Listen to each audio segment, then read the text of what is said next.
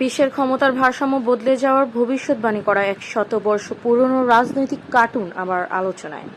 ছবিতে দেখা যায় চীন, ভারত ও আফ্রিকার প্রতীকী চিত্র একসাথে দাঁড়িয়ে আছে, আর তাদের সামনে ছোট আকারের চিত্র মার্কিন, ব্রিটিশ ও ফরাসি শক্তি। বার্তা স্পষ্ট: ঔপনিবেশিক যুগের অবসান এবং তৃতীয় বিশ্বের উত্থান। 1925 সালে শিকাগো ভিত্তিক সমাজতান্ত্রিক পত্রিকা দ্য ডেইলি ওয়ার্কার এই কার্টুনটি প্রকাশ করেছিলেন মার্কিন কার্টুনিস্ট বব মাইনর।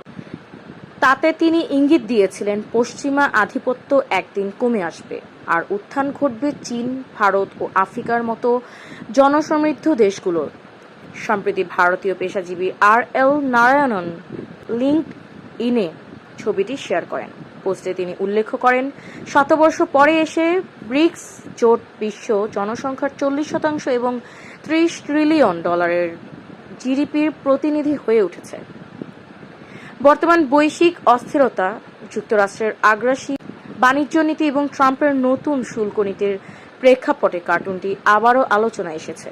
অনলাইন প্রশ্ন উঠেছে, মাইনরের সেই ভবিষ্যৎবাণী কি বাস্তবে রূপ নিচ্ছে?